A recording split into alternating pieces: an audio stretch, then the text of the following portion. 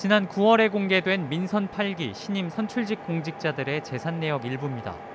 원광수 원주시장은 재산 총액 8억 1,200만 원을 신고했는데 지난 선거 때 신고한 3억 원에서 대폭 는 겁니다.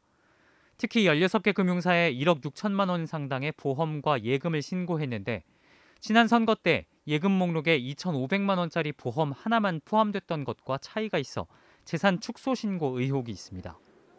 선거 기간의 착오라고 보기에는 지난 2018년 도의원 재직 당시 신고에도 있던 내용을 빠뜨린 겁니다. 축소 신고 의혹은 또 있습니다. 이번에 2억 6천만 원으로 신고한 원주시 반곡동 아파트는 지난 선거 때 1억 8천만 원으로 신고했습니다. 지난 2018년 3월 이후 부동산은 공시가격과 자신이 구입한 가격 가운데 더 높은 걸로 신고하게 돼 있는데 둘 다 올해 변동되는 내역이 아닌데도 선거 때는 더 낮은 걸로 적어낸 겁니다.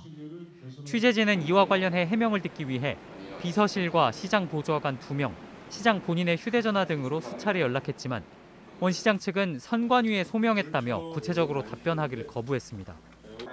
반대로 선거 때 오히려 재산을 늘려서 신고한 경우도 있습니다.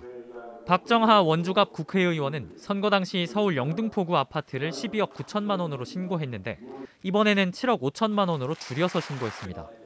후보자 재산 신고 때 아파트 구입 가격이 아닌 선거 당시 실거래가로 엉뚱한 가격을 적어낸 겁니다.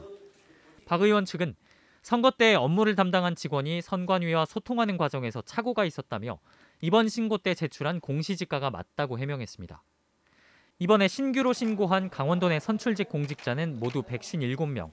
이 가운데 3억 원 이상 재산을 갖고 있으면서 선거 때 신고한 재산에서 20% 이상 혹은 1억 원 이상 차이가 나는 사람은 취재진이 확인한 108명 중 45명에 달합니다. 이처럼 들쭉날쭉한 고무줄 재산이 가능한 건 짧은 선거 기간 정확한 검증이 어렵다는 이유로 후보자 자진 신고에 의존하기 때문입니다. 당선된 뒤 제출하는 공직자 재산 공개 때나 확인할 수밖에 없는 겁니다. 이틀 동안 신고를 하시면 저희가 성실교육과 심사에서 바로 공개를 하기 때문에 후보자 등록하는 날 바로 공개하기 때문에 저희가 뭐 실질적 심사를 할 수 있는 말씀드린 것처럼 고난도 없을 뿐더러 시간적인 그 여유도 없는 거죠.